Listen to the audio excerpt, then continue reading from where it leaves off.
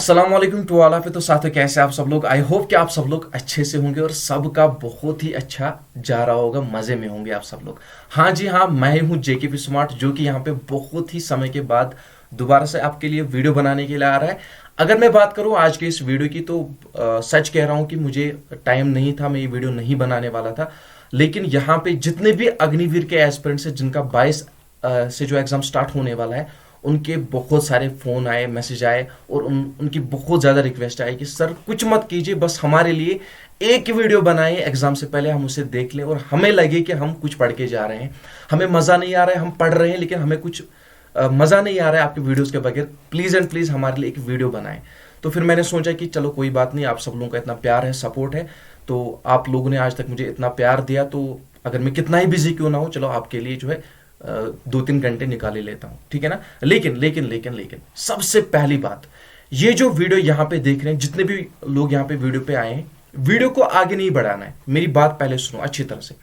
जिनका भी 22 से एग्जाम स्टार्ट होने वाला है, चाहे वो अग्निवीर जीडी के हैं, ट्रेड्समैन के, क्लर्क के हैं, सबके लिए ये वीडियो इंपॉर्टेंट रहेगा। इसमें हम ढेर सारे क्वेश्चंस करने वाले हैं, बहुत सारे क्वेश्चंस करने वाले हैं। लेकिन इस वीडियो को आपको आपके एग्जाम से पहले 3 बार देख लेना है, याद रख लेना है। जिस हिसाब से मैं कहूंगा उसी हिसाब से देख लेना है। कितनी बार देख लेना है? इस वीडियो के आपको 3 रिवीजन कर लेने हैं। सबसे पहला रिवीजन, जो ये पहला रिवीजन है, आप पहली बार वीडियो पे आ रहे हो, क्लिक कर रहे हो, आपको वीडियो को ना तो स्किप करना है ना तो आगे आगे बढ़ाना है। याद रख लेना, क्योंकि हम वन लाइनर क्वेश्चन करने वाले, लेकिन आपको आगे आगे वीडियो को नहीं बढ़ाना है। अगर आप वैसा करने वाले हो, खुद से क्वेश्चन पढ़ने वाले हो, आगे आगे बढ़ाने वाले हो, तो आप एक काम कर लेना, वीडियो को स्किप कर लेना और अच्छी तरह से कोई और वीडियो देख लेना। फिर ये वीडियो आपके लिए नहीं है, याद रख लेना। सबसे पहला, मैं चाहे जो भी बोलूं, जो भी बातें करूं, आपको ये वीडियो अच्छी तरह से पहली बार आराम से देख लेना है। चाहे 2 घंटे की वीडियो बने, 3 घंटे की वीडियो बने, क्योंकि ये वीडियो बहुत ही ज्यादा लंबी होने वाली है। इसमें हम बहुत सारे क्वेश्चन करने वाले हैं। वन लाइनर मैंने क्यों लाए? क्योंकि मुझे पता है कि आप लोगों को भी समय कम है और मेरे पास भी ज्यादा समय नहीं है, इसलिए मैंने वन लाइनर लाए, ताकि आपको ज्यादा क्वेश्चंस एक ही वीडियो में दे पाऊं, ठीक है ना। ये बातें पहले होगी, आगे जाके बातें नहीं होगी। अब जब आपने पहली बार वीडियो देख लिया, आराम से फोन साइड में रख लिया और कंप्लीट वीडियो देख लिया, उसके बाद आपको क्या करना है, जो आपका दूसरा रिवीजन होगा वो फास्ट मोड में होगा। As you all know that कि आपके स्क्रीन पर जो राइट साइड में टॉप कॉर्नर पे 3 डॉट्स आ रहे हैं, उस पर क्लिक करके आप स्पीड इंक्रीज कर सकते हो। तो सेकंड रिवीजन में आपको क्या कर लेना है, जो है अपने हिसाब से 2x मोड में, 1.5x, जिस हिसाब से आप कंफर्टेबल होंगे देख लेना। और थर्ड रिवीजन में क्या करोगे, और भी स्पीड इंक्रीज कर लेना और देख लेना। याद रख लेना, ये जो भी डेडिकेशन के साथ देखेगा और इस प्रोसीजर के साथ देखेगा जो मैंने आपको बताया, उसको इस वीडियो से बेनिफिट अच्छा खासा मिलेगा। अदरवाइज जो अपने हिसाब से देखेगा, आगे आगे करेगा, थोड़ा थोड़ा देखेगा, तो उसको इस वीडियो से बेनिफिट नहीं मिलने वाला है। तो इट्स बेटर फॉर यू कि आप इस वीडियो को स्किप करें, ठीक है ना। अब चलिए हम आ जाते हैं अपने क्वेश्चंस की तरफ, जो कि हम क्वेश्चंस करने वाले हैं, वन लाइनर क्वेश्चन करने वाले हैं। खुद से मत पढ़ो, जो मैं पढ़ाऊंगा वही पढ़ना है, याद रख लेना। खुद से कोई क्वेश्चन मत देखो, कुछ भी जहन में नहीं बैठेगा अदरवाइज, याद रख लेना। अब देखिए, सबसे पहले यहां पे हम जो क्वेश्चन करने वाले हैं, थोड़े बहुत कुछ क्वेश्चन करने वाले हैं एसआई यूनिट के रिलेटेड। तो ये आपको अच्छी तरह से याद रख लेने हैं। एग्जाम हॉल में जब बैठोगे ना, अगर मेरे वीडियोस, ये लास्ट वाला वीडियो देखोगे, इसकी 3 रिवीजन करोगे, एग्जाम हॉल में बैठे बैठे जो है इस वीडियो की याद आएगी। नहीं आई ना, फिर बता देना। और आई होप कि बहुत समय के बाद मैं वीडियो बना रहा हूँ और बहुत ही शिद्दत और बहुत ही मेहनत के साथ बना रहा हूँ, बहुत ही डेडिकेशन के साथ बना रहा हूँ। और आपको भी क्या करना है, कंजूसी नहीं करनी है, डेडिकेशन के साथ वीडियो को शेयर करना है, लाइक करना है और एक एक प्यारी प्यारी कमेंट कर लेनी है। और सब लोग मुझे बताएंगे कमेंट बॉक्स में आप कहाँ से हो और आप इस वीडियो को कहाँ से देख रहे हो और आपको कैसे ही वीडियोस लग रहे हैं, ठीक है ना। और कितने समय से आप जो है मेरी चैनल पे हो, और जो नए हैं वो भी लिख लेना, उनको भी वेलकम कर देता हूँ कमेंट बॉक्स में। और जो पुराने हैं मुझे बता देना कि कितने समय से आप जो है मेरी वीडियोस देख रहे हो। और इंशाल्लाह इस बार जो है वर्दी पहननी है, सिलेक्शन लेनी है, लाजमी लेनी है। तो ज्यादा टाइम पे वेस्ट नहीं करेंगे, डायरेक्टली हम आ जाते हैं क्वेश्चन की तरफ। तो एसआई यूनिट्स आपको कुछ इंपॉर्टेंट याद रख लेने। सबसे पहला आपको याद रखना, जो फोर्स का एसआई यूनिट है, फोर्स के एसआई यूनिट की अगर मैं बात करूं, दैट इज न्यूटन। अच्छी तरह से याद रखना है। फ्रीक्वेंसी की अगर मैं बात करूं, फ्रीक्वेंसी का एसआई यूनिट क्या है, दैट इज हर्ट्ज।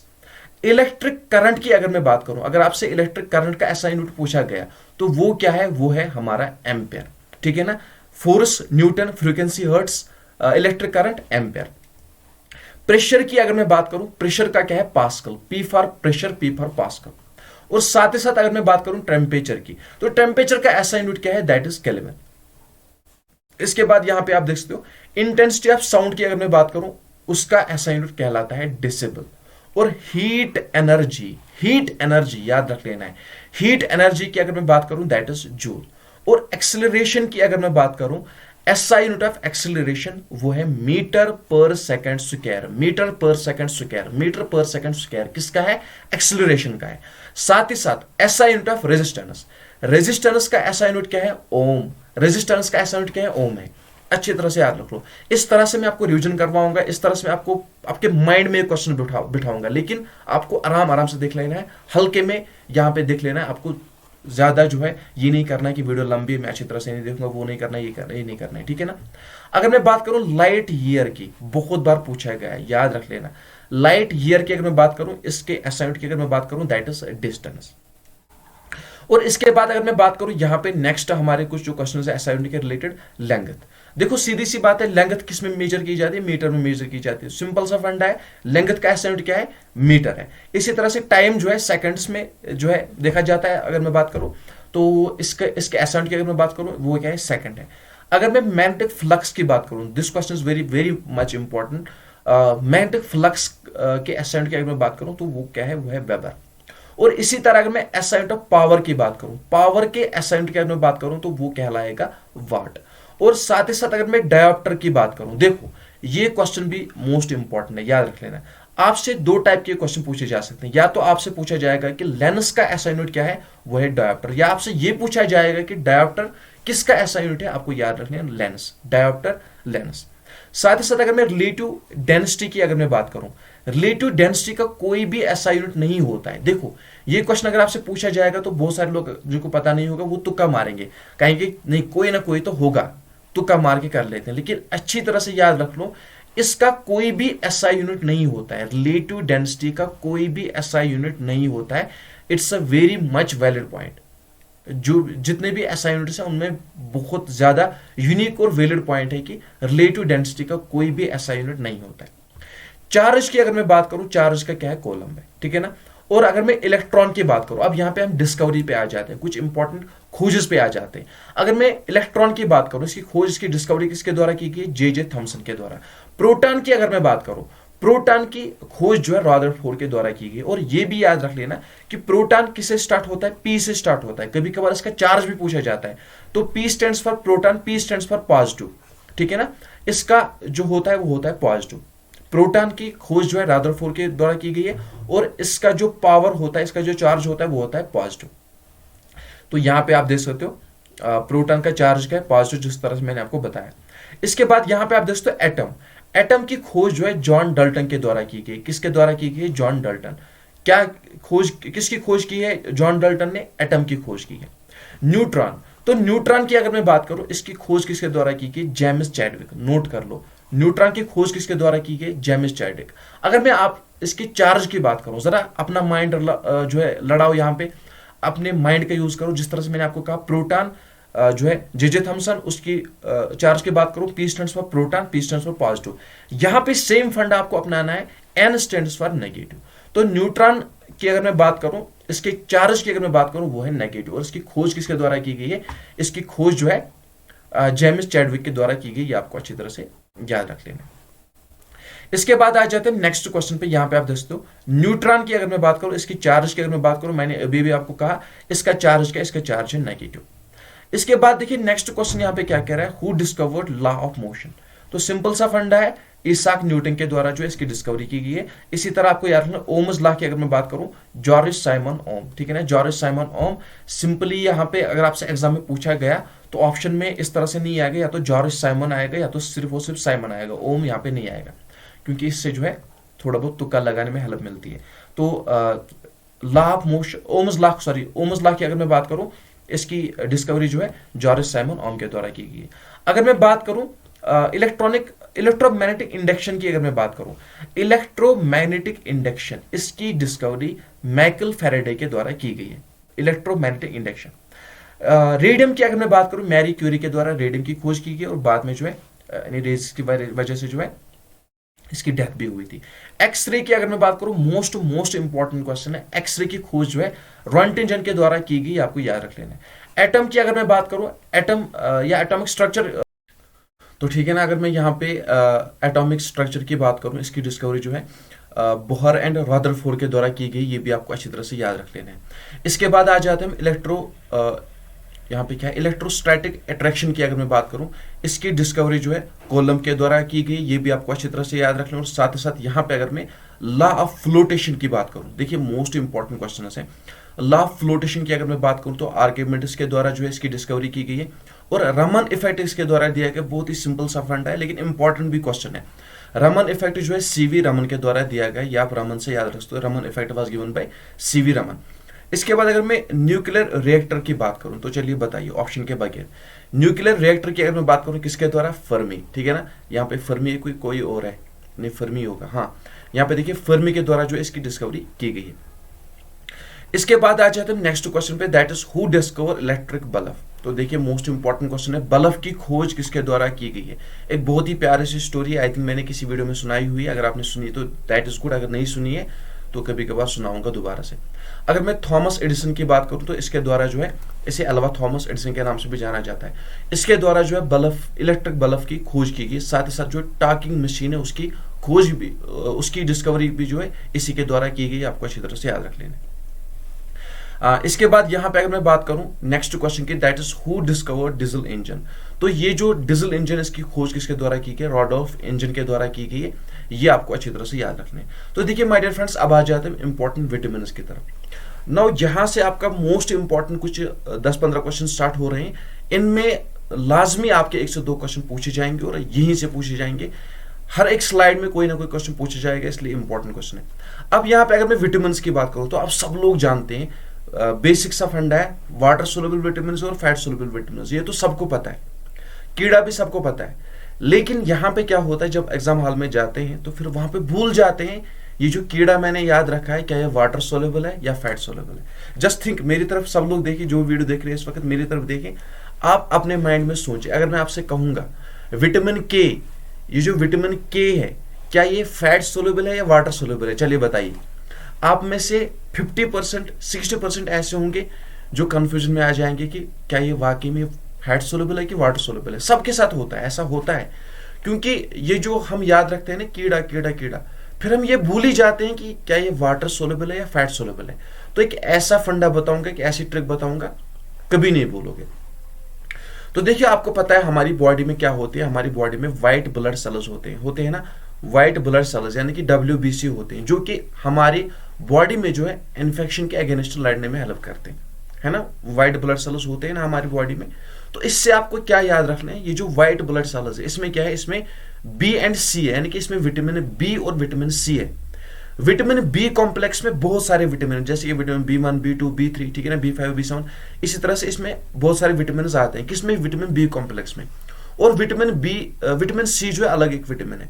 तो आपको याद रखना है, जो vitamin B and vitamin C है, ये क्या है, इसके आगे W है ना, WBC वाटर सोल्युबल है, तो याद रख लेना।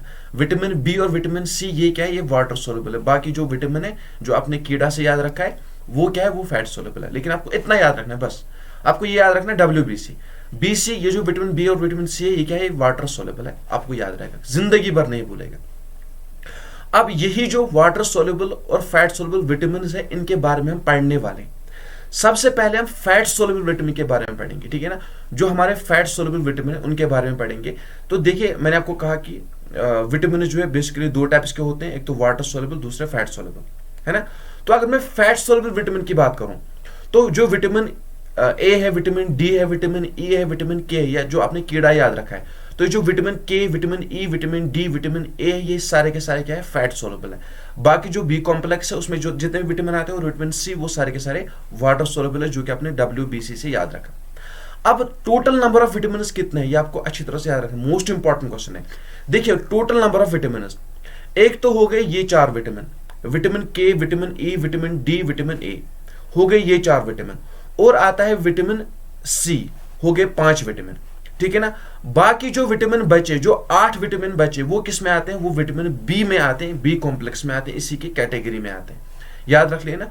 टोटल कितने विटामिन है, टोटल 13 विटामिन है, water soluble plus fat soluble, overall total vitamin कितने हैं, 13 विटामिन है। अब इन विटामिन के रिगार्डिंग क्वेश्चंस पूछे जाते हैं, या तो साइंटिफिक नेम पूछा जाएगा या तो ये पूछा जाएगा कि किस विटामिन की डिफिशियंसी की वजह से कौन सी डिजीज होती है, बस इतना पूछा जाएगा। और स्पेशली आपका जो एग्जाम है इसमें इससे अलावा नहीं पूछा जाएगा, आपको चिंता करने की जरूरत नहीं है, ज्यादा टेंशन लेने की जरूरत नहीं है, बस आपको इतना याद रखना है, ठीक है ना। तो ज्यादा परेशानी नहीं आपको उठानी कि क्या होगा क्या नहीं होगा। तो अब ये जो विटामिन है इनके रिगार्डिंग आपको क्या याद रखना है जो मैंने आपको बताया। तो सबसे पहले हम स्टार्ट करते हैं यहाँ पे इन विटामिन की तरफ। तो देखिए, अगर मैं केमिकल नेम की बात करूँ या साइंटिफिक नेम आप कह सकते हो, मैंने कहा ना बेसिकली इतना पूछा जाएगा, या तो केमिकल नेम पूछा जाएगा, साइंटिफिक नेम पूछा जाएगा, या तो ये पूछा जाएगा कि किस विटामिन की डिफिशियंसी की वजह से कौन सी डिजीज होती है।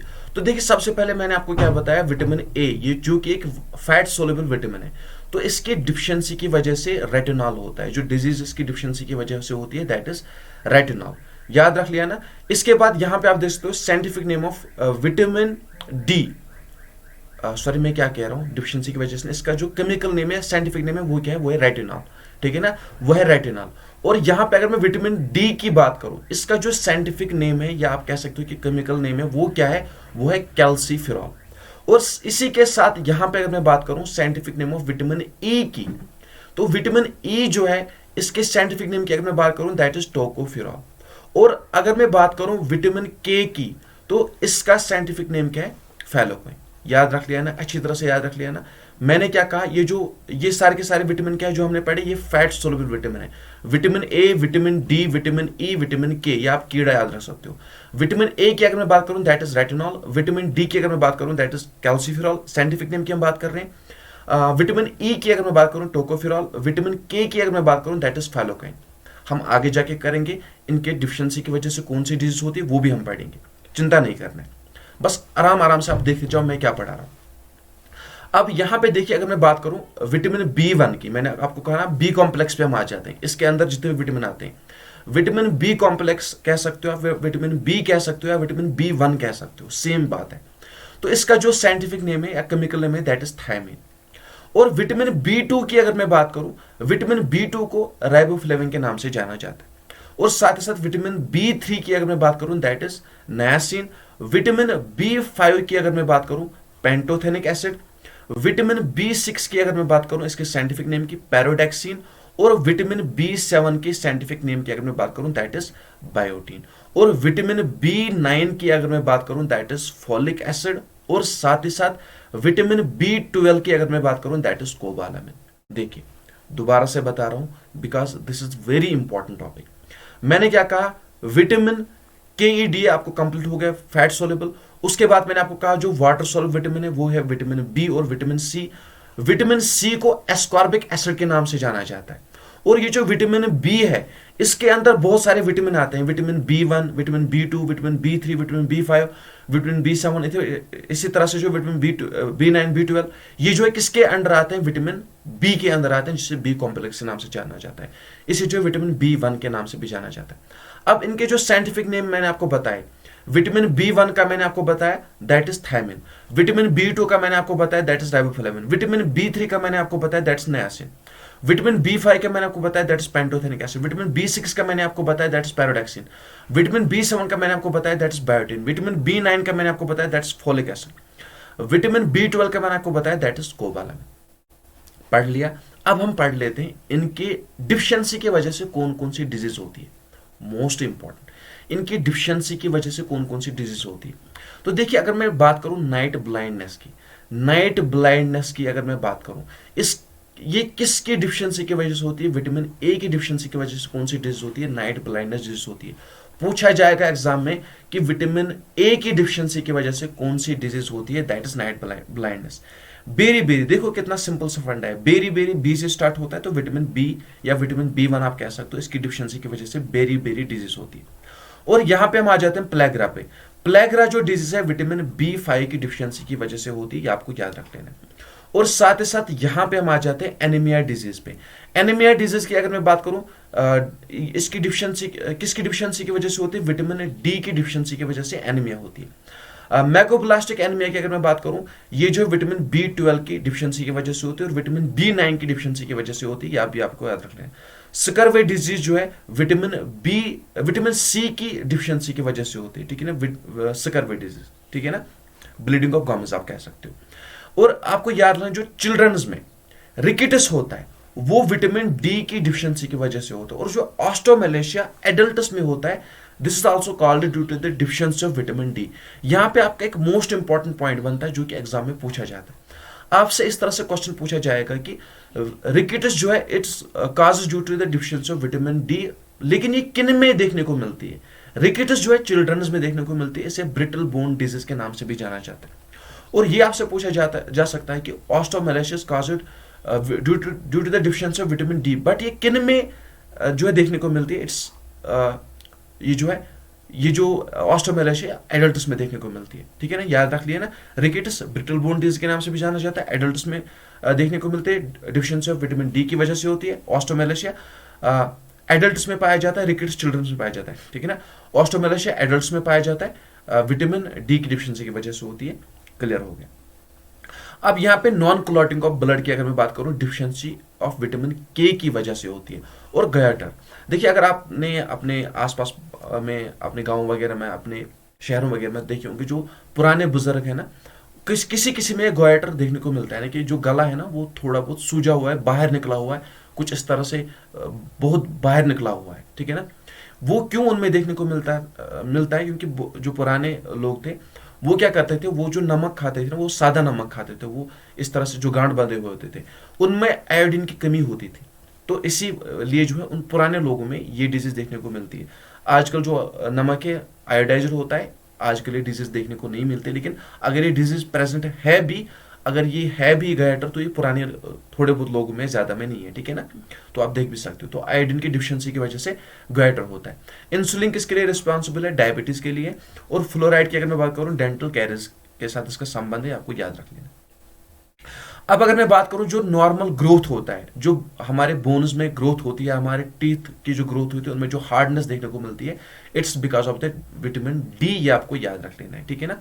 ये विटामिन डी की वजह से जो है ये बोन्स और टीथ की जो नॉर्मल ग्रोथ है और उनमें जो हार्डनेस है, विटामिन डी की वजह से।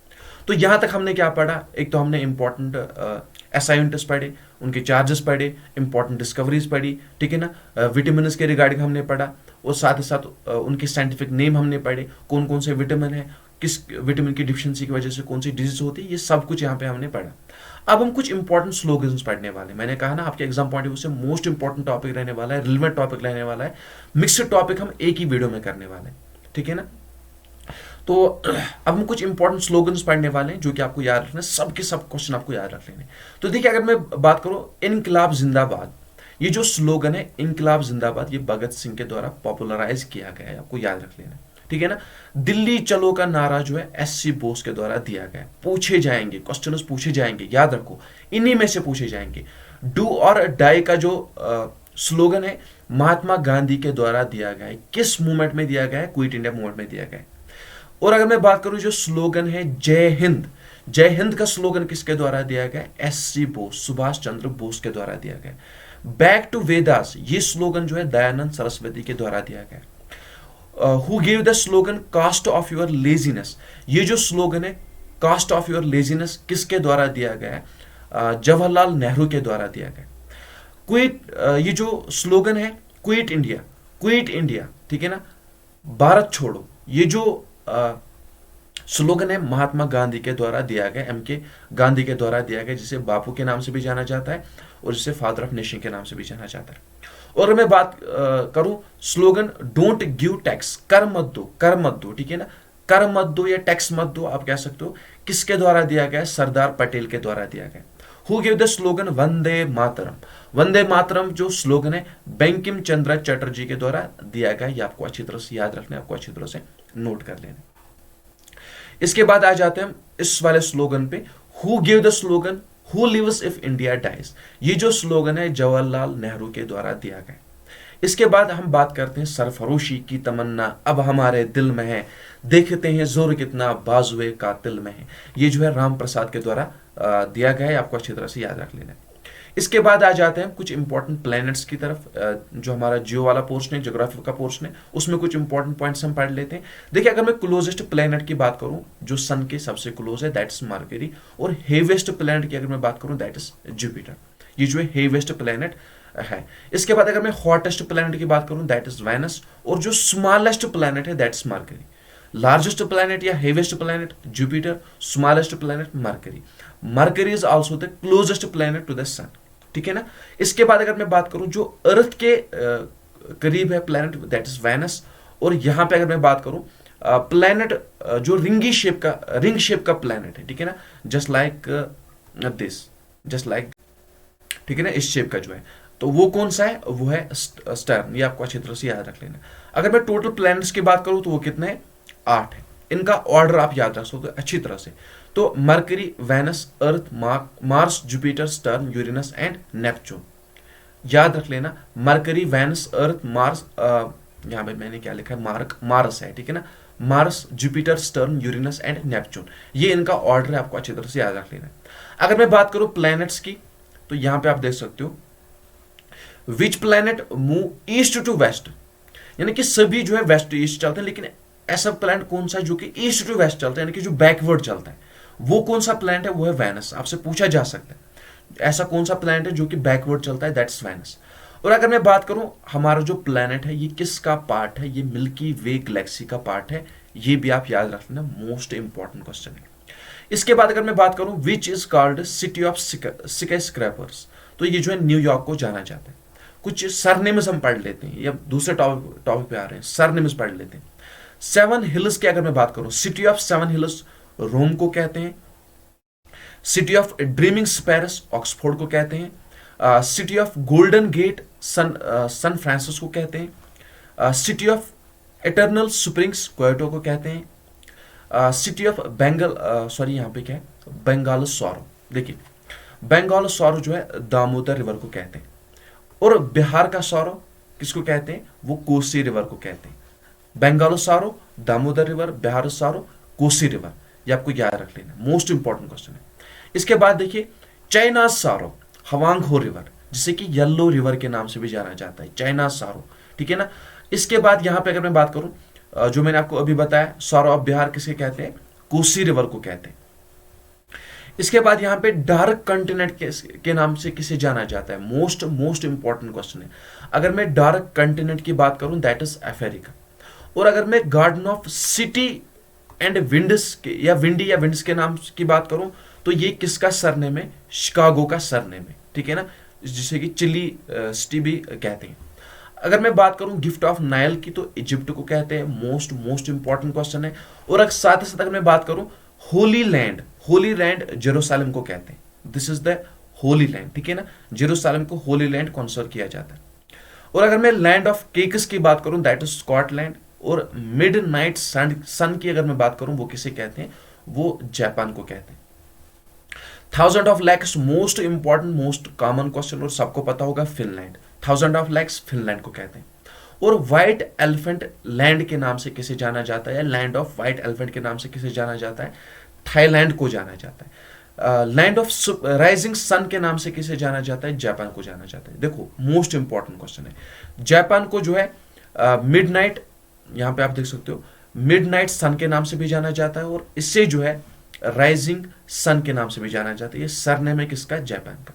और Manchester of Japan, Manchester of Japan के नाम से किसे जाना जाता है, ओसाका को जाना जाता है। मैनचेस्टर ऑफ इंडिया के नाम से किसे जाना जाता है, अहमदाबाद को जाना जाता है मैनचेस्टर ऑफ इंडिया के नाम से।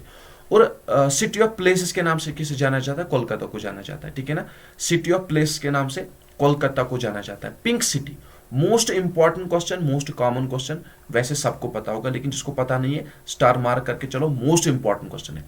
पिंक सिटी के नाम से किसे जाना जाता है, जयपुर को जाना जाता है। कश्मीर ऑफ साउथ या साउथ ऑफ कश्मीर आप कह सकते हो, केरला को जाना जाता है। और साथ ही साथ जो सन ऑफ सी किसे कहते हैं, लक्षद्वीप को जो है सन ऑफ सी के नाम से जाना जाता है। क्वीन ऑफ माउंटेन्स के नाम से किसे जाना जाता है, मसूरी को जो है क्वीन ऑफ माउंटेन के नाम से जाना जाता है। Iron city, most important question, most common question, पता नहीं है तो मार्क कर लो, स्टार मार्क मान के चलो, 5 स्टार मार्क करके चलो। तो यहाँ पे जमशेदपुर को जो है आयरन सिटी के नाम से जाना जाता है। हॉलीवुड ऑफ इंडिया के नाम से किसे जाना जाता है, मुंबई को जाना जाता है। और Scotland of east, Scotland of east की अगर मैं बात करूं मेघालय को कहते हैं। और city of nawabs, most important question, most common question, पता है दैट इज गुड, पता नहीं है स्टार मार्क करके चलो, 5 स्टार मार्क करके चलो। तो यहाँ पे सिटी ऑफ नवाब्स के नाम से किसे जाना जाता है, लखनऊ को जो है सिटी ऑफ नवाब्स के नाम से जाना जाता है। City of temples and city of Ghats के नाम से किसे जाना जाता है, वाराणसी को जाना जाता है। और land of 5 reverse, most common question, most important question, पता है दैट इज गुड, पता नहीं है मार्क करके चलो, दैट इज पंजाब, ठीक है ना, पंजाब, पंजाब जो है 5 रिवर्स से मिलकर बना है। तो इसके बाद आ जाते हैं हमारे नेक्स्ट क्वेश्चन पे, that is which is called garden of India. तो गार्डन ऑफ इंडिया के नाम से किसे जाना जाता है, बेंगलुरु को जाना जाता है, ये भी आप अच्छी तरह से याद रखोगे। उसके बाद यहाँ पे देखिए 2 इंपॉर्टेंट क्वेश्चन है, नोट कर लो अच्छी तरह से। एक तो मैंने आपको कहा कि गार्डन ऑफ इंडिया के नाम से किसे जाना जाता है। गार्डन जब भी पूछा जाए कि गार्डन ऑफ इंडिया, तो उस समय आपको बेंगलुरु याद रखना है। लेकिन जब भी आपसे स्पाइस गार्डन ऑफ इंडिया पूछा जाए, देन केरला आपको याद रखना है, ठीक है ना। केरला स्पाइस गार्डन और गार्डन अगर सिंपली पूछा जाए तो वो है बेंगलुरु। इसके बाद यहाँ पे आप देखते हो which is called the city of lakes and bridges. तो city of lakes and bridges के नाम से किसे जाना जाता है, श्रीनगर को जाना जाता है, ये भी आप अच्छी तरह से याद रखोगे।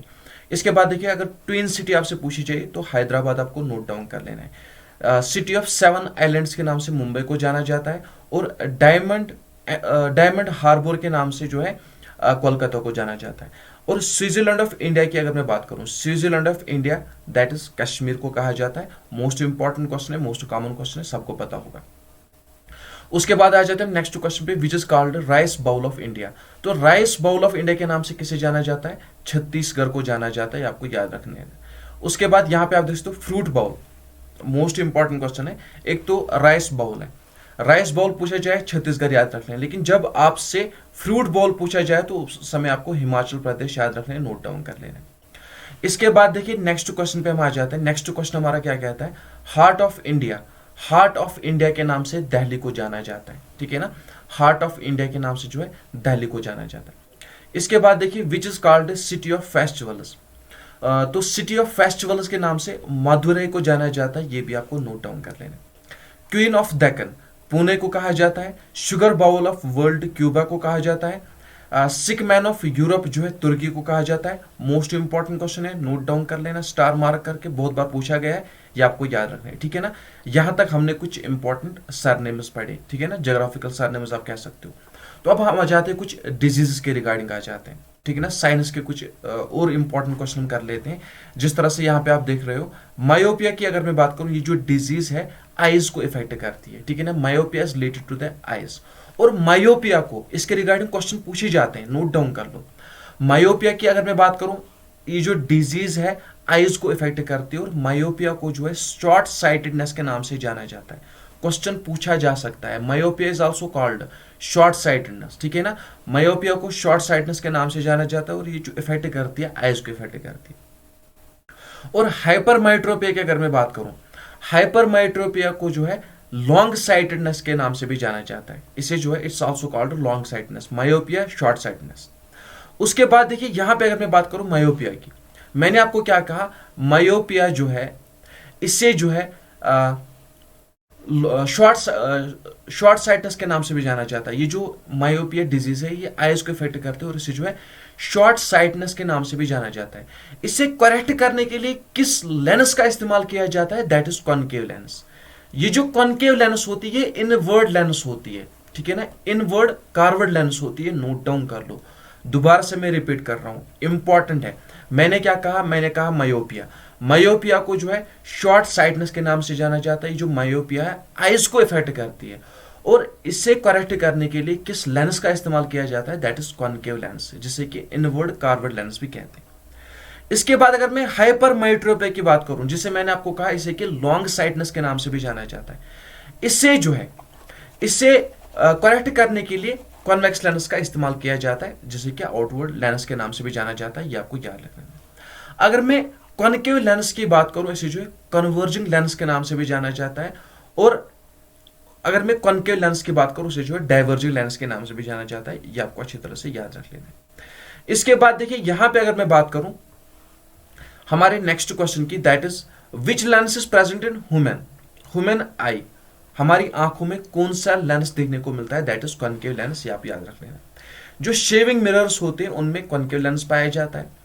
जो कार होते हैं ना, गाड़ियां वगैरह होती है, ऑटोमोबाइल्स होते हैं, उनकी जो साइड व्यू मिरर्स होते हैं उनमें जो है कॉनकेव लेंस का इस्तेमाल किया जाता है, या आप कॉनकेव मिरर कह सकते हो, ठीक है ना। इसके बाद देखिए यहाँ पे lens is used in cars, तो वो कौन सी है, कॉनकेव लेंस होती है। इसके बाद यहाँ पे आप देख सकते हो जो कि डेंटिस्ट जो यूज करते हैं वो कौन सी होती है, कॉनकेव होती है। इसके बाद देखिए जो कि रियर व्यू व्हीकल्स में इस्तेमाल किया जाता है, ठीक है ना, जो रियर व्यू व्हीकल्स होते हैं उनमें जो मिरर होता है वो होता है कॉन्वेक्स। उसके बाद यहाँ पे आप देख सकते हो जो कॉन्वेक्स लेंस होता है जिसे कि कन्वर्जिंग लेंस के नाम से भी जाना जाता है, ठीक है ना, कॉन्वेक्स लेंस जिसे कि कन्वर्जिंग लेंस के नाम से भी जाना जाता है, उसका पावर क्या होता है, उसका पावर पॉजिटिव होता है। और जो कॉनकेव लेंस है जिसे कि डाइवर्जिंग लेंस के नाम से भी जाना जाता है, उसका पावर नेगेटिव होता है। बहुत कंफ्यूजिंग क्वेश्चन है, अच्छी तरह से नोट डाउन कर लेना, याद रख लेना। इसके बाद देखिए जो least distance of distant vision होती है वो 25 सेंटीमीटर होती है, ये भी आप अच्छी तरह से याद रखें। डायरेक्टली क्वेश्चन पूछा जाएगा आपके एग्जाम में, जो least distance of distant vision है वो कितने सेंटीमीटर होती है, तो 25 सेंटीमीटर आपको याद रख लेना। इसके बाद देखिए अगर मैं अपर ग्रेड और लोअर ग्रेड पॉइंट की बात करूं, जो सेंटीग्रेड स्केल होती है उसमें जो अपर ग्रेड और लोअर ग्रेड होता है वो कितना होता है, तो यहां पे आपको अच्छी तरह से याद रख लेना है। अपर ग्रेड जो होता है 100 डिग्री सेल्सियस तक होता है, और स्टार्ट कहां से होती है, 0 डिग्री सेल्सियस से स्टार्ट होती है। जो अपर ग्रेड होता है या लोअर ग्रेड होता है, पॉइंट हम कहते हैं फ़ारेनहाइट स्केल का, तो वो फ़ारेनहाइट में कितना होता है, ठीक है ना, फ़ारेनहाइट स्केल में कितना होता है, 212 फ़ारेनहाइट से लेकर यहाँ पे 332, यहाँ पे आप अच्छी तरह से नोट डाउन कर लेना। और अगर मैं केल्विन स्केल की बात करूं, ठीक है ना, केल्विन स्केल की अगर मैं बात करूं उसमें 373 से लेकर 273 तक होता है, यानी कि जो अपर ग्रेड होता है वो होता है 373 और जो लोअर ग्रेड होता है वो होता है 273। जो फ्रीजिंग एंड मेल्टिंग पॉइंट होता है वो 0 डिग्री होता है, ये आपको अच्छी तरह से याद रख लेना है। और जो मैक्सिमम डेंसिटी होती है वाटर की, मोस्ट इंपॉर्टेंट क्वेश्चन है, मोस्ट इंपॉर्टेंट क्वेश्चन, जो वाटर की मैक्सिमम डेंसिटी होती है वो 4 डिग्री सेल्सियस होती है, आपको अच्छी तरह से याद रख लेना, ठीक है ना। और क्वेश्चन अच्छी तरह से क्लियर हो गया ना। उसके बाद आई थिंक ये हमने किए हुए हैं, डेंसिटी इसका जो एसआई होता है किलोमीटर केजी पर मीटर क्यूब होता है, और रिलेटिव डेंसिटी का कोई एसआई नहीं होता है। प्रेशर का क्या होता है, पास्कल होता है या न्यूटन पर मीटर स्क्वायर होता है, ये भी आप याद रख लेना। जो पावर का एसआई होता है वाट होता है या ऑर्स पावर होता है, ठीक है ना। यहाँ पे कुछ एक्स्ट्रा पॉइंट लिखे, दैट्स वाई यहाँ पे दोबारा से ये जो है रिपीट हुए। और अगर मैं बात करूं जो ह्यूमन का नॉर्मल वेट होता है वो कितना होना चाहिए, वो 65 kg होना चाहिए नॉर्मल वेट, ठीक है ना। इससे कम हुआ तो उसमें जो है सेहत में खराबी है, ज्यादा हुआ तो फैट्स हो सकता है, कुछ अदर प्रॉब्लम हो सकती है। तो जो नॉर्मल है वो क्या है, वो 65 kg, और ये एज पे भी डिपेंड करता है और ये जो है हाइट पे भी डिपेंड करता है, लेकिन यहाँ पे नॉर्मली एवरेज में जो देखा जाता है वो है 65 kg। इसके बाद यहाँ पे अगर मैं बात करूं हमारे नेक्स्ट क्वेश्चन की, that is who was the first women chief minister of India, तो वो कौन थी, सुचिता कृपलानी, आपको अच्छी तरह से याद रख लेना है। इसी तरह से अगर आपको पहली वुमेन गवर्नर पूछी जाए इंडिया की, वो है सरोजिनी नायडू, जिसे कि नाइटिंगेल ऑफ इंडिया के नाम से भी जाना जाता है। नोट डाउन कर लिया ना। अगर आपसे पूछा जाए कि जो पहली वुमेन चीफ मिनिस्टर थी इंडिया की वो सुचिता कृपलानी थी, और अगर आपसे पूछा जाए जो पहली वुमेन गवर्नर थी इंडिया की वो थी सरोजिनी नायडू, जिसे कि नाइटिंगेल ऑफ इंडिया के नाम से भी जाना जाता है। उसके बाद यहां पे आप देख सकते हो who acts as the present, यहां पे क्या लिखा है, present when neither the present not the, यहाँ पे प्रेसिडेंट है, ये क्या, ये यहाँ पे लिखने में मिस्टेक हुई, मैंने सोची यहाँ पे क्या प्रेजेंट है। देखिए यहाँ पे क्वेश्चन पूछा गया है, अगर प्रेसिडेंट या वाइस प्रेसिडेंट अवेलेबल नहीं होंगे, ठीक है ना, सपोज मान लो जो पद है वहां पे किसी वजह कोई वजह है या कोई डिस्टर्बेंस की वजह से जो प्रेसिडेंट है और जो वाइस प्रेसिडेंट है वो वहां पे नहीं है, या कुछ भी प्रॉब्लम हो सकती है, ठीक है ना। तो जब तक वो पोस्ट वैकेंट रहेगा प्रेसिडेंट का, वाइस प्रेसिडेंट का, तो उनकी जगह कौन ले सकता है, तो वो ले सकता है चीफ जस्टिस, ये आप अच्छी तरह से याद रख सकते हो। जो मिनिमम एज होती है, मिनिमम एज पूछी गई है चीफ मिनिस्टर बनने के लिए, मिनिमम एज कितनी होनी चाहिए, 25 ईयर्स होनी चाहिए। और जो मिनिमम एज होनी चाहिए गवर्नर बनने के लिए वो 35 साल की होनी चाहिए। जो मिनिमम एज होनी चाहिए लोकसभा इलेक्शन के लिए या लोकसभा मेंबर के लिए वो 25 ईयर्स होनी चाहिए। और राज्यसभा के लिए 30 ईयर्स होनी चाहिए, मिनिमम एज की मैं बात कर रहा हूं। जो लोकसभा है इसे लोअर हाउस के नाम से जाना जाता है या हाउस ऑफ द पीपल के नाम से जाना जाता है। ठीक है, लोकसभा इसके पहले एल आता है और लोअर के पहले भी एल आता है। हुआ फंडा क्लियर? लोक के पहले एल आता है, लोअर के पहले भी एल आता है। That mean L stands for Lok Sabha, L stands for lower house. Lok Sabha को लोअर हाउस के नाम से जाना जाता है और इसका अनदर नेम भी है हाउस ऑफ द पीपल। इसी तरह अगर मैं राज्यसभा, ठीक है ना, इसी तरह अगर मैं राज्यसभा की बात करूं तो राज्यसभा जो है इसे जो है अपर हाउस के नाम से जाना जाता है, या आप कह सकते हैं इसे जो है काउंसिल ऑफ स्टेट्स के नाम से भी जाना जाता है। इसके बाद आ जाते हैं हम नेक्स्ट क्वेश्चन पे, दैट इज मिनिमम एज की अगर मैं बात करूं प्रेसिडेंट की। ठीक है ना, प्रेसिडेंट और वाइस प्रेसिडेंट दोनों के लिए सेम ही होता है। जो पोस्ट होता है प्रेसिडेंट या वाइस प्रेसिडेंट का, उसके लिए जो मिनिमम एज होनी चाहिए वो होनी चाहिए 35 वर्ष, यानी कि 35 ईयर्स। इसके बाद देखिए क्वेश्चन इंपॉर्टेंट है, पूछे जाते हैं, पूछे भी गए हैं और पूछे भी जाते हैं। पिछली बार जो यहाँ पे सीबीटी मोड हुआ था, पिछला एग्जाम हुआ था अग्निवीर का, ये दोनों के दोनों क्वेश्चन उसमें पूछे गए थे। एक तो ये पूछा गया था एमएलए की फुल फॉर्म क्या है, मेंबर ऑफ लेजिस्लेटिव असेंबली, और ये भी पूछा गया था एमएलसी की फुल फॉर्म क्या है, मेंबर ऑफ लेजिस्लेटिव काउंसिल। ठीक है ना, तो आप सबसे पहले ये नोट डाउन कर लेना कि MLA stands for member of legislative assembly, और इसके लिए जो मिनिमम एज होती है दैट इज 25 ईयर्स। और एमएलसी जैसे कि मैंने आपको बताया मेंबर ऑफ लेजिस्लेटिव काउंसिल, उसके लिए जो मिनिमम एज होती है वो होती है 30 ईयर्स। मोस्ट इंपॉर्टेंट क्वेश्चन है, अच्छी तरह से याद रख लेना। इसके बाद देखिए अपर और retirement age limit for the member of union commission, वो कितनी होती है? जो रिटायरमेंट एज होती है यूनियन कमीशन के लिए वो होती है 65 साल। और जो यहां पे आप देख सकते हो अपर एज लिमिट फॉर द जज ऑफ हाई कोर्ट, वो कितनी होती है? 62 ईयर्स। लेकिन आपके लिए क्वेश्चन है, यहां पे अमेंडमेंट के बाद आपको मुझे बताना है कि जो 62 ईयर्स है एज लिमिट, क्या ये इतनी ही रखी या ये बढ़ा दी गई या पहले कम थी फिर बढ़ा दी गई? ये आपके लिए क्वेश्चन है, आपको मुझे कमेंट बॉक्स में इसका आंसर करना है। ठीक है ना, इस पर नजर मार देना, इंपॉर्टेंट क्वेश्चन है।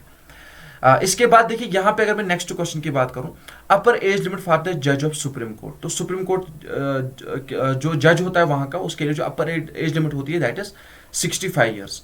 इसके बाद यहां पे देखिए minimum age required for the panchayat election लड़ने के लिए मिनिमम एज कितनी होनी चाहिए? चलिए बताइए ऑप्शन के बगैर। 18 वर्ष, 18 साल होनी चाहिए जब आधार कार्ड के लिए होती है, जब इलेक्शन जो वोटिंग एज 18 ईयर्स होती है, तो पंचायत का इलेक्शन लड़ने के लिए भी 18 ईयर से होनी चाहिए, है ना सही बात? नहीं, फिर कितनी? 21 वर्ष होनी चाहिए। कितनी वर्ष? 21 वर्ष, 21 साल की एज होनी चाहिए पंचायत का इलेक्शन लड़ने के लिए। इसके बाद देखिए नेक्स्ट क्वेश्चन की अगर मैं बात करूं, who appoints chief minister of state, तो जो चीफ मिनिस्टर होता है, सीएम जो होता है, उसे किसके द्वारा अपॉइंट किया जाता है? गवर्नर के द्वारा अपॉइंट किया जाता है। और अगर मैं बात करूं गवर्नर को किसके द्वारा अपॉइंट किया जाता है? प्रेसिडेंट के द्वारा अपॉइंट किया जाता है। नोट डाउन कर लेना, ठीक है ना। और यहां पे अगर मैं बात करूं, जो जज होता है हाई कोर्ट का, उससे कौन अपॉइंट करता है? प्रेसिडेंट अपॉइंट करता है। अच्छी तरह से नोट डाउन कर लिया ना। कुछ इंपॉर्टेंट क्वेश्चंस थे पॉलिटी के रिगार्डिंग, बेसिक से क्वेश्चंस थे लेकिन पूछे जाते हैं, ठीक है ना। इसके बाद देखिए next question, national flag was adopted on, कब अडॉप्ट किया गया? 22 जुलाई 1947। अच्छी तरह से याद रख लेना। और ये जो डिजाइन किया गया, नोट डाउन कर लो, नेशनल फ्लैग अडॉप्ट कब किया गया? 22 जुलाई 1947 को। लेकिन ये जो डिजाइन किया गया किसके द्वारा किया गया? पेंगली वेंकैया के द्वारा डिजाइन किया गया। कब किया गया? 1916 में। नोट डाउन कर लिया ना अच्छी तरह से। First electronic voting machine used in, जो पहली इलेक्ट्रॉनिक वोटिंग मशीन यूज में लाएगी, इस्तेमाल में लाएगी, कब लाएगी? 1982 में। कहां?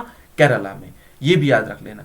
जो पहली फीमेल स्पीकर ऑफ लोकसभा है वो कौन है? मीरा कुमारी है। जो फर्स्ट स्पीकर ऑफ लोकसभा है वो है जीवी मावलंकर। नोट डाउन कर लो, कंफ्यूजन में नहीं आना है। अगर पहली फीमेल स्पीकर ऑफ लोकसभा पूछी गई दैट इज मीरा कुमारी। अगर फर्स्ट स्पीकर ऑफ लोकसभा पूछा गया दैट इज जीवी मावलंकर, ठीक है ना। जो ओल्डेस्ट हाई कोर्ट है इंडिया का वो कौन सा है? वो है कलकत्ता हाई कोर्ट, जो कि 1 जुलाई 1862 में एस्टेब्लिश किया गया, ठीक है ना। इसके बाद यहां पे देखिए पंजाब जो डिवाइड हुआ पंजाब एंड हरियाणा में, यानी कि हरियाणा पहले पंजाब का पार्ट हुआ करता था, फिर इनको डिवाइड किया गया। तो कब डिवाइड हुए? 1 नवंबर 1966 को डिवाइड हुए। इसके बाद देखिए who sign is on Indian rupee, जो करेंसी है ना, करेंसी नोट जो है इंडिया के, उस पे किसके साइन होते हैं? Finance secretary. जो अदर नोट्स होते हैं जैसे कि 1000, 500, ठीक है ना, अब तो ये नहीं है, तो आरबीआई के होते हैं, ठीक है ना। तो ये आप अच्छी तरह से नोट डाउन कर लें, पुराना क्वेश्चन यहाँ पे इंक्लूड हुआ है। इसके बाद देखिए पंचायत राज सिस्टम स्टार्टेड इन विच,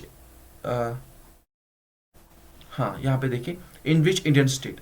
तो जो पंचायती राज सिस्टम है सबसे पहले कहां पे स्टार्ट हुआ? राजस्थान में स्टार्ट हुआ। कब स्टार्ट हुआ? 2 अक्टूबर 1959 को। ये भी आपको याद रख लेना। How many levels are there in Panchayati Raj system? तो कितने लेवल्स होते हैं?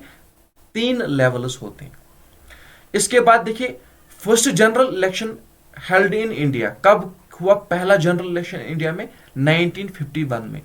What is old voting age? तो देखिए पहले जो वोटिंग एज हुआ करती थी वो भी 21 साल हुआ करती थी, लेकिन प्रेजेंट में 18 ईयर्स वोटिंग एज ही आपको अच्छी तरह से याद रख लेना। जो कंसेप्ट है सिंगल सिटीजनशिप का, वो जो है अडॉप्ट किस, यहां पे क्वेश्चन क्या है पूरा, किस कंट्री से वो अडॉप्ट हुआ है, ठीक है ना। सिंगल सिटीजनशिप का आइडिया जो अडॉप्ट हुआ है वो हुआ है इंग्लैंड से। फ्लाइंग फेरी या उड़न परी, देखो मोस्ट इंपॉर्टेंट क्वेश्चन है, क्वेश्चन पूछा गया है फिर कहते हो कि हमें पता ही नहीं था। फ्लाइंग फेरी या उड़न परी या गोल्डन गर्ल के नाम से किसे जाना जाता है? पीटी उषा को जाना जाता है। आपके एग्जाम में पूछा हुआ क्वेश्चन है, ये जो मैं स्लाइड करवा रहा हूं इन्हीं में से बहुत सारे क्वेश्चन पूछे हुए क्वेश्चन से। इसके बाद देखिए गुरुदेव, गुरुदेव किसका निकनेम है? रविंद्रनाथ टैगोर का। सिलेक्टेड क्वेश्चन है। इसके बाद देखिए गुरुजी की अगर मैं बात करूं, गुरुजी किसका निकनेम है? एमएस गोलवालकर का निकनेम है। लोकमान्य के नाम से किसे जाना जाता है? बाल गंगाधर तिलक को जाना जाता है। Grand old man of India के नाम से किसे जाना जाता है? दादा भाई नेहरू जी को जाना जाता है। सभी सिलेक्टेड क्वेश्चन है। पेस मैन ऑफ इंडिया के नाम से किसे जाना जाता है? लाल बहादुर शास्त्री को जाना जाता है। जो पंजाब केसरी के नाम से किसे जाना जाता है? ये शेर पंजाब, तो लाला लाजपत राय को जाना जाता है, ठीक है ना। पंजाब केसरी या शेर पंजाब, ठीक है ना, तो लाला लाजपत राय को जाना जाता है। कश्मीर केसरी के नाम से किसे जाना जाता है या शेर कश्मीर के नाम से किसे जाना जाता है? वो जाना जाता है शेख मोहम्मद अब्दुल्ला को। ये आपको नोट डाउन कर लें, ठीक है ना। उसकी जो बायोग्राफी है आतिशी चिनार जो कि एम आई टिंग के द्वारा लिखी गई है, उसके राइटर है, उसके ऑथर है। तो इसके बाद आ जाते हैं हु इज कॉल्ड, यहाँ पे देखिए, तो चलो क्वेश्चन तो यहीं पे है। कश्मीर केसरी या शेर कश्मीर वो है शेख मोहम्मद अब्दुल्ला। यहाँ पे ये शेख है, ठीक है ना, शेख मोहम्मद अब्दुल्ला। नेताजी आपको बताना है किसका निकनेम है? नेताजी की अगर मैं बात करूं सुभाष चंद्र बोस को कहते हैं। भारत कोकिला सरोजिनी नायडू को कहते हैं। नोट डाउन कर लो, भारत कोकिला किसको कहते हैं? सरोजिनी नायडू को कहते हैं, उसी का निकनेम है। चाचा जी किसका निकनेम है? जवाहरलाल नेहरू का निकनेम है। देश बंधु किसका निकनेम है? चित्तरंजन दास का निकनेम है। जो यहाँ पे देखिए which is the least rainy place in India, सबसे कम बारिश कहां पे होती है इंडिया में? लद्दाख में होती है, ठीक है ना। इसके बाद who is known as saint of gutters, Mother Teresa को जो है सेंट ऑफ गटर्स के नाम से जाना जाता है। वर्ल्ड वार फर्स्ट कब हुआ है? 1914 टू 1918, ये डेट इसका याद रख लेना। सेकंड वर्ल्ड वार 1913 टू 1945, ये भी याद रख लेना। मदर तेरेसा को नोबेल पीस प्राइज कब दिया गया, ठीक है ना, तो यहाँ पे 1979 में इसको मिला। रविंद्रनाथ टैगोर को कब दिया गया? 1913 में। सीवी रमन को कब दिया गया, ठीक है ना, सीवी रमन को कब दिया गया? 1930 में, फिजिक्स के फील्ड में। अमर्त्य सेन इकोनॉमिक्स के फील्ड में इसको मिला, कब मिला? 1998 में। सभी क्वेश्चंस इंपॉर्टेंट है। इंडिया चाइना वार कब हुआ? 1962 India China war, 1962 India China war, याद रख लो। करगिल का युद्ध 1962, याद रख लो। जो डॉन है, ठीक है ना, ये असली डॉन नहीं है, डॉन है। Dawn is the newspaper, Pakistan का है, ठीक है ना। इसके बाद देखिए where is the location of Sardar Vallabh Bhai Patel statue, तो इसकी लोकेशन कहां पे? गुजरात में। कहा? नर्मदा रिवर पे। इसकी हाइट कितनी है? 182 मीटर्स की हाइट है, ये भी याद रख लेना, ठीक है ना। इसके बाद देखिए पोर्शन ऑफ इंडिया या पार्टीशन ऑफ इंडिया आप कह सकते हो, ठीक है ना, 15 अगस्त 1947 पार्टीशन दरअसल, ठीक है ना। इसके बाद देखिए पार्टीशन ऑफ बंगाल की अगर मैं बात करूं, बंगाल का पार्टीशन कब हुआ? इंडिया का तो आपने याद रख लिया। 15 अगस्त 1947। बंगाल का पार्टीशन कब हुआ? 16 अक्टूबर 1905 को हुआ। इंडिया और पाकिस्तान का पार्टीशन कब हुआ? 15 अगस्त 1947 को। ये आपको याद रख लेना, सेम है, इस तरह से नोट डाउन कर लेना। इसके बाद देखिए 22 यार्ड्स और 22.1 मीटर्स। ये क्या है क्वेश्चन, यहाँ पे क्या है? हाँ, यहाँ पे देखिए what is the diameter of cricket court. बहुत बार क्वेश्चन पूछा गया है, जो क्रिकेट कोर्ट का जो डायमीटर होता है वो कितना होता है? या तो 22 यार्ड्स होता है, अगर मीटर्स में पूछा जाए 22.12 मीटर्स होता है, ठीक है ना। साइना नेहवाल का संबंध किसके साथ है? बैडमिंटन के साथ है। बहुत बार क्वेश्चन पूछा गया है। साइना नेहवाल, साइना मिर्जा, बहुत बार क्वेश्चन पूछा गया है। साइना नेहवाल जब भी पूछा जाए बैडमिंटन, साइना मिर्जा जब भी पूछा जाए टेनिस, बहुत बार पूछा गया है। पीवी सिंधु की अगर मैं बात करूं, पीवी सिंधु, इसका संबंध किसके साथ है? बैडमिंटन के साथ है, ठीक है ना। जो फर्स्ट भारत रत्न अवार्ड दिया गया 1954 को दिया गया। जो अगर मैं बात करूं नोबल गैस की, तो विलियम रामसे के द्वारा डिस्कवर किया गया। याद रख लिया ना, अच्छी तरह से याद रख लिया ना। इसके बाद देखिए बीरबल की अगर मैं बात करूं, ये एक एडवाइजरी थे, या आप कह सकते हो कि हम सीएम भी कह सकते हैं, ठीक है ना। अकबर के जो कोर्ट थे उसमें यहाँ पे थे ये। तो उसका रियल नेम क्या था? महेश दास था। बहुत ही इंटेलिजेंट माने जाते थे। इसके बाद देखिए इंडस वैली पीपल जो है ये किसकी वर्शिप करते थे? पशुपति की वर्शिप करते थे। इसके बाद यहाँ पे देखिए जो कि सीक्रेट सोसाइटी किसके द्वारा फाउंड की गई है? यहाँ पे क्या है? चंद्रगुप्ता है ये, ठीक है। चंद्रगुप्ता यहाँ पे नोट डाउन कर लेना। इसरो की अगर मैं बात करूं, इसकी एस्टेब्लिशमेंट की अगर मैं बात करूं, इसरो की इंडियन स्पेस रिसर्च ऑर्गेनाइजेशन 1969 में हुई है। अमजद अली खान की अगर मैं बात करूं, ये सरोद से संबंध रखते हैं। किसके साथ इसका संबंध है? सरोद के साथ। नमदफा नेशनल पार्क की अगर मैं बात करूं, इसकी लोकेशन कहां पे है? अरुणाचल प्रदेश में इसकी लोकेशन है, याद रख लेना। इसके बाद यहां पे आप देख सकते हो where is the location of Silent Valley National Park. Silent Valley National Park, इसका दूसरा नाम क्या है? इसका दूसरा नाम है इरावाकुलम। इरावाकुलम नेशनल पार्क किसका नाम है? साइलेंट वैली नेशनल पार्क का नाम जो है, इसे जो है इरावाकुलम के नाम से भी जाना जाता है। इसकी लोकेशन कहां पे? केरला में इसकी लोकेशन है। बेलता नेशनल पार्क की अगर मैं बात करूं, झारखंड में देखने को मिलती है। और यहाँ पे आप देख सकते हो वर्ल्ड हियरिंग डे कब सेलिब्रेट किया जाता है? 3 मार्च को सेलिब्रेट किया जाता है। इसके साथ साथ आपको ये भी नोट डाउन कर लें, जो वर्ल्ड रेडियो डे है 13 फरवरी को सेलिब्रेट किया जाता है। इसके बाद यहाँ पे अगर मैं बात करूं जीरो डिस्क्रिमिनेशन डे की अगर मैं बात करूं, 1 मार्च को सेलिब्रेट किया जाता है। और जो वर्ल्ड वाइल्ड लाइफ डे है, world wild life day celebrate कब किया जाता है? 3 मार्च को सेलिब्रेट किया जाता है। अच्छी तरह से याद रख लेना, वर्ल्ड वाइल्ड लाइफ डे जो है 3 मार्च को सेलिब्रेट किया जाता है। इंटरनेशनल मदर सिक्योरिटी डे कब सेलिब्रेट किया जाता है? 21 फरवरी को सेलिब्रेट किया जाता है। नेशनल सिक्योरिटी डे की अगर मैं बात करूं, 4 मार्च को सेलिब्रेट किया जाता है। नेशनल वैक्सीनेशन डे की अगर मैं बात करूं, 16 मार्च को सेलिब्रेट किया जाता है। हैरत फेस्टिवल कहां पे सेलिब्रेट किया जाता है? जम्मू एंड कश्मीर में सेलिब्रेट किया जाता है। शहीद दिवस मोस्ट इंपॉर्टेंट क्वेश्चन है, 23 मार्च को सेलिब्रेट किया जाता है। महाभारत वार, ठीक है ना, ये कहां पे हुआ? कहां पे हुआ? मोस्ट इंपॉर्टेंट क्वेश्चन है, बहुत बार आपके एग्जाम में पूछा गया है। ये कहां पे हुआ? कुरुक्षेत्र में हुआ। महाभारत वार कुरुक्षेत्र में हुआ है, ठीक है ना। इसके बाद यहां पे आप देख सकते हो which country help to make Azad Hind Fauj. तो ये जो आजाद हिंद फौज है, किस कंट्री ने इसमें हेल्प की, इसको एस्टेब्लिश करने में हेल्प की? वो था जापान। इसके बाद देखिए बाउंसर टर्म की अगर मैं बात करूं, इसका संबंध किसके साथ है?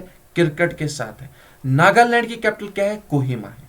ओजोन लेयर जो है प्रोटेक्ट हमें किस लेयर से करती है? किस रे से हमें प्रोटेक्ट करती है? सॉरी, लेयर नहीं, किस रे से हमें प्रोटेक्ट करती है? सबसे पहले नोट डाउन कर लेना, ओजोन की जो हम कह सकते हैं सिंबल है O3 से इसे डिनोट किया जाता है, और अल्ट्रा वायलेंट रेज से ये हमें प्रोटेक्ट करती है, ठीक है ना।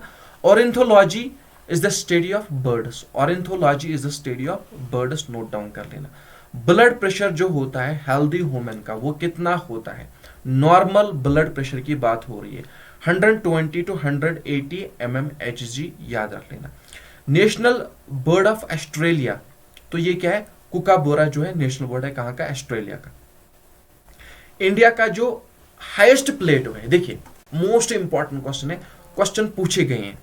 जो मैं क्वेश्चन बता रहा हूं दोनों के दोनों क्वेश्चन पूछे गए हैं, बहुत बार आपके एग्जाम में पूछे गए और रिपीटली कंटिन्यूसली पूछे जाते हैं। अगर आपसे पूछा गया हाईएस्ट प्लेटू ऑफ इंडिया, तो वो आपका कहलाएगा लद्दाख प्लेटू। लेकिन अगर आपसे लार्जेस्ट प्लेटू पूछा गया इंडिया का, तब आपको दक्कन प्लेटू याद रख लेना है, ठीक है ना। अगर हाईएस्ट प्लेटू पूछा जाए तो लद्दाख प्लेटू, लेकिन अगर लार्जेस्ट प्लेट पूछा जाए तब आपको दक्कन प्लेटू याद रख लेना है, अच्छी तरह से नोट डाउन कर लेना है। इसके बाद यहाँ पे आप देख सकते हो जो T20 वर्ल्ड कप है किसके द्वारा जीता गया। 2017 में जो T20 वर्ल्ड कप हुआ उसे इंडिया ने जीता। टी टर्म की अगर मैं बात करूं, इसका संबंध किसके साथ है, गोल्फ के साथ है। इंदिरा गांधी गोल्ड कप किसके साथ इसका संबंध है, हॉकी के साथ इसका संबंध है।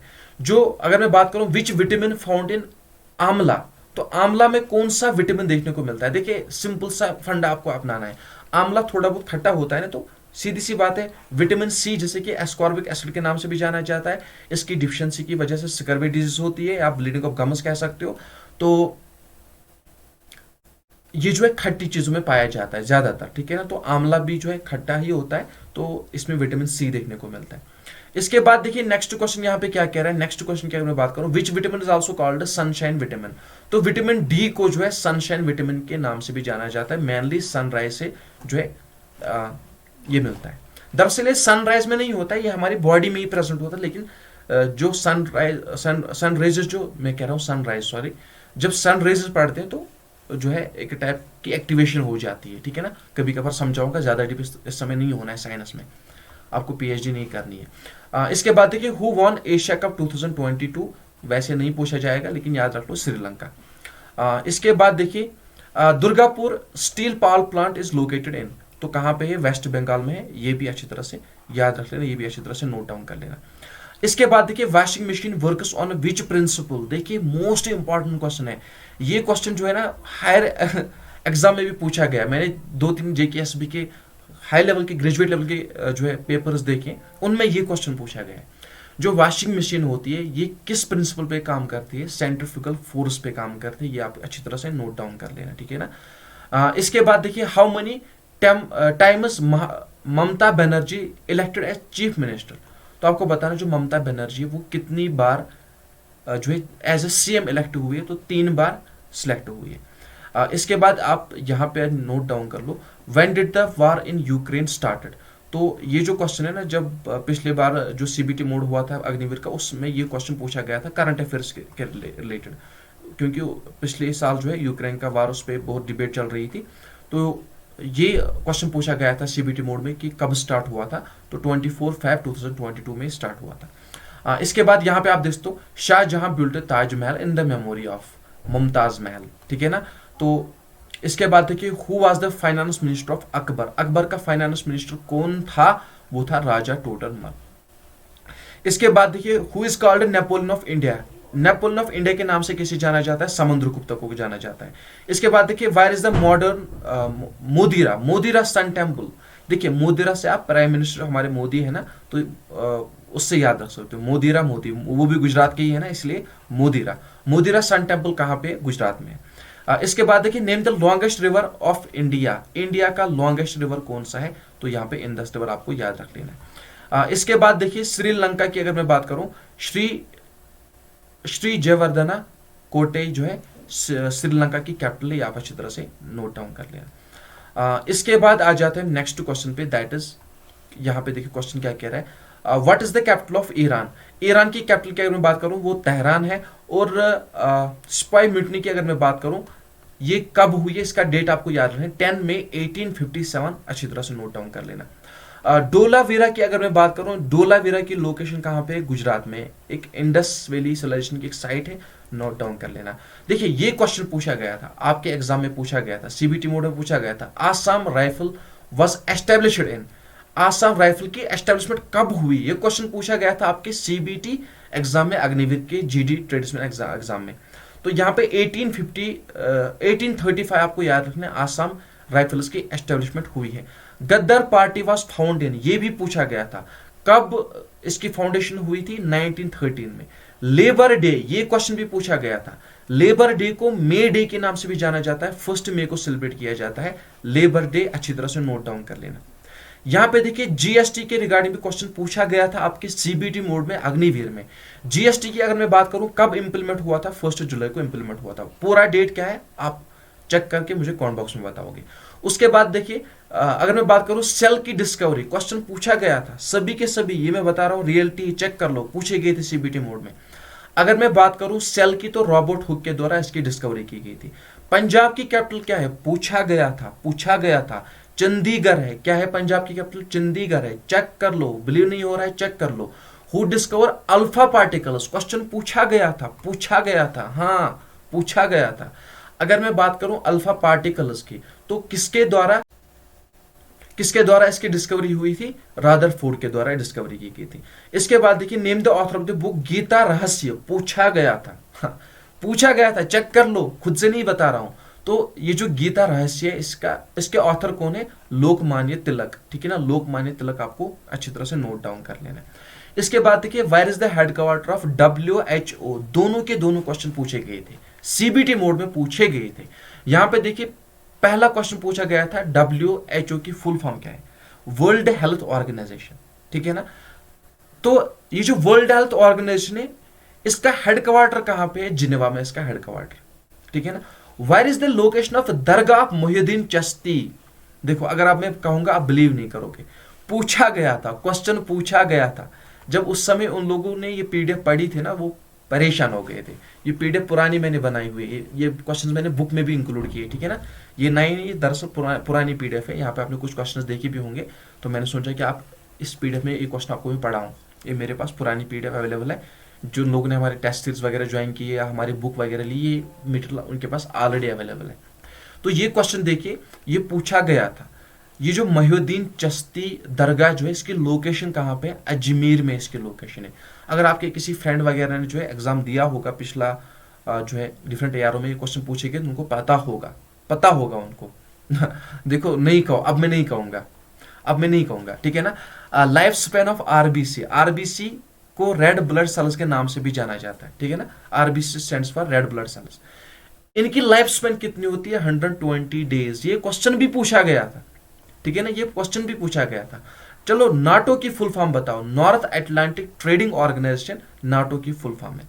ये जो सूटेबल बॉय है ये किसके द्वारा लिखा गया है, ठीक है ना, तो विक्रम सेठ के द्वारा लिखा गया। Hirakud dam made on which river, तो ये जो हेराकुंड डैम है महानदी पे देखने को मिलेगा, ये आपको नोट डाउन कर लेना।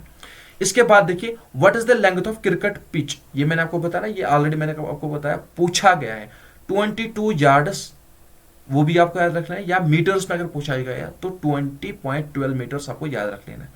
इसके बाद देखिए next question, what is the capital of Thailand, तो बैंकॉक आपको याद रखना है, किसकी कैपिटल है, थाईलैंड की। लार्जेस्ट ओशन पूछा गया था क्वेश्चन, पैसिफिक ओशन है, largest ocean in the world Pacific Ocean. Famous folk dance of Punjab Bhangra, question पूछा हुआ है, सिलेक्टेड क्वेश्चन है, बांगरा जो है पंजाब का फेमस फोक डांस है। इसके बाद देखिए ऑफिशियल लैंग्वेज ऑफ तमिलनाडु, तो तमिल ही है, आपको याद रखना है। बाखरा डैम जो है, बाखरा नंगल डैम आप कह सकते हो, सतलुज रिवर पे देखने को मिलेगा। इसके बाद देखते हैं which state is largest producer of bauxite, तो उड़ीसा में सबसे ज्यादा प्रोडक्शन होती है बॉक्साइट की।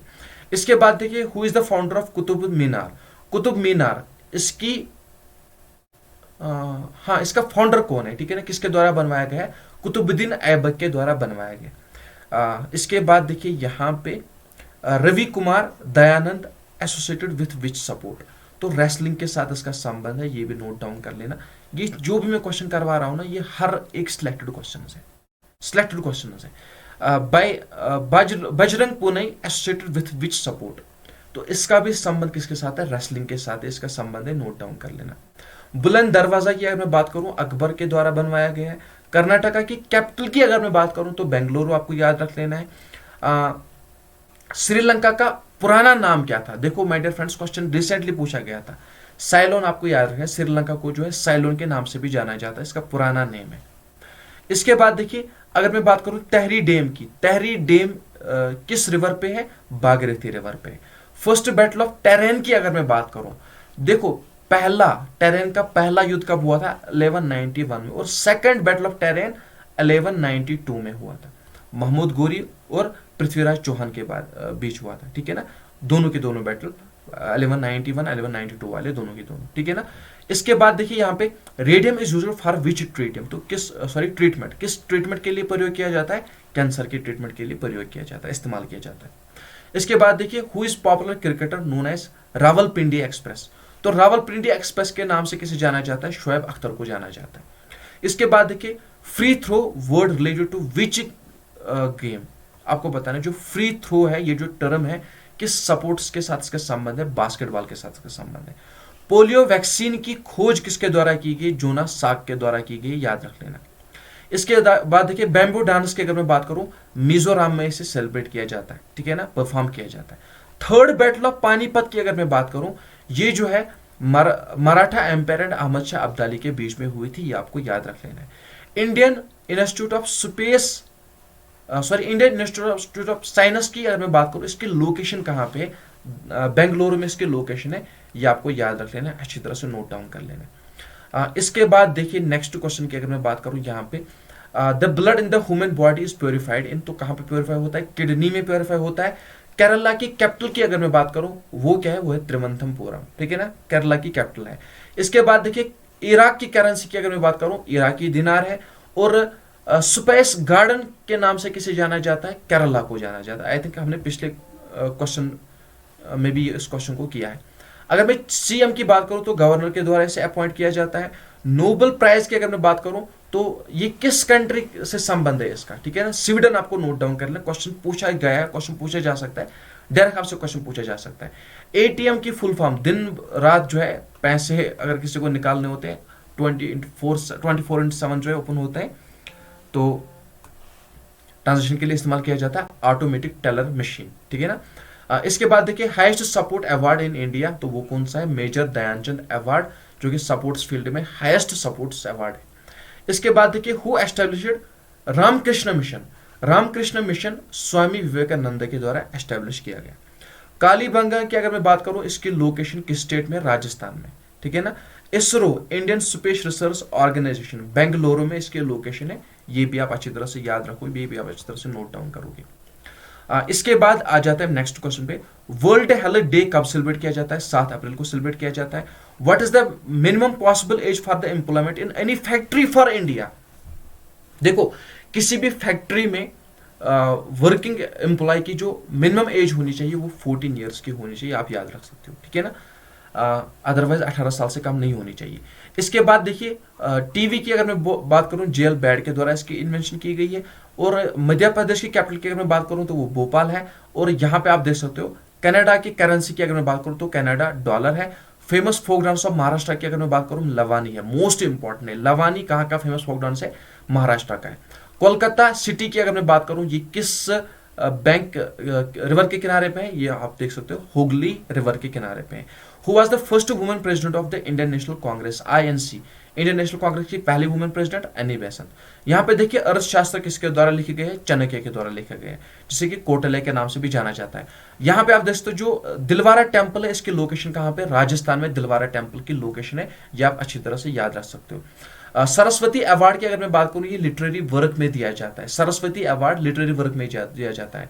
हार्ट बीट रेट जो होती है यंग हेल्दी मैन की वो होती है 72 टाइम्स पर मिनट, ठीक है ना। गौतम बुद्धा की अगर मैं बात करूं लुम्बिनी में इसकी पैदाइश हुई है 563 बीसी में, ये नोट डाउन कर लेना। Supreme commander of armed force की अगर मैं बात करूं तो वो कौन होते हैं, वो प्रेसिडेंट होते हैं। Who was the first women Bharat Ratna जिसे दिया गया वो कौन है, जिसने पहले भारत रत्न विन किया वो है इंदिरा गांधी, कब, 1971 में, ये भी याद रख लेना। इसके बाद देखिए आंध्र प्रदेश की कैपिटल पूछी गई है अमरावती, नोट डाउन कर लेना। रेड क्रॉस डे कब सेलिब्रेट किया जाता है, 8 मई को सेलिब्रेट किया जाता है। विंग्स ऑफ फायर ये जो बुक है इसके ऑथर कौन है, एपीजे अब्दुल कलाम आजाद, एपीजे अब्दुल कलाम को अच्छी तरह से याद रख लेना। हेडक्वार्टर ऑफ सार्क की अगर मैं बात करूं south Asian association regional corporation, इसका हेडक्वार्टर कहां पे, काठमांडू में इसका हेडक्वार्टर है। भूटान के करेंसी की अगर मैं बात करूं निकल ट्रम भूटान की करेंसी है, और महात्मा गांधी की अगर मैं बात करूं पोर्ट ब्लेयर में इसकी जो है पैदाइश हुई, ये भी आपको अच्छी तरह से याद रख लेना। माय डियर फ्रेंड्स, मुझे ये वीडियो बहुत ज्यादा लंबा बनाना था, इसमें मुझे मैराथन क्लास देना था आपको, एक ही वीडियो में सब कुछ आपको कंबाइन करके पढ़ाना था, लेकिन आई एम सॉरी टाइम बहुत कम है, मैं थोड़ा बहुत बिजी हूँ और मुझे एक अर्जेंट काम आ गया है, उसी की वजह से मैं जो है वीडियो को यहीं पे स्टॉप कर लेता हूँ। आई डोंट नो 1 घंटे की वीडियो बनी, आधे घंटे की वीडियो बनी, लेकिन मुझे ये बहुत लंबी वीडियो बनानी थी, तो इसलिए मुझे खुद भी पता नहीं था कि इतनी शॉर्ट वीडियो बनाऊंगा, क्योंकि मुझे इसमें आपको कम से कम 1000 क्वेश्चन, 1000+ क्वेश्चन पढ़ाने थे, लेकिन नहीं हो पाया, उसके लिए आई एम सॉरी। लेकिन आई होप कि आप इस वीडियो को प्यार दोगे, सपोर्ट करोगे, शेयर करोगे जितना आपसे हो सकेगा। और अगर मुझे मौका मिला, फुर्सत मिली, इंशाल्लाह आपके एग्जाम से पहले जल्दी कल या परसों दोबारा वीडियो भी इसका सेकंड पार्ट में लाऊंगा इंशाल्लाह, अगर मुझे मौका मिला। तब तक के लिए अपना ख्याल रखें, दुआ में याद रखें, और वीडियो को ज़्यादा से ज़्यादा शेयर करें, और चैनल को भी सब्सक्राइब करें। प्लेलिस्ट ज़रूर चेक कर लें, जितने भी लोग नए हैं प्लेलिस्ट चेक करना ना भूलें, चैनल को सब्सक्राइब करें ताकि आपको लेटेस्ट वीडियो की अपडेट मिलती रहे। अस्सलाम वालेकुम वरहमतुल्लाहि वबरकातुहू।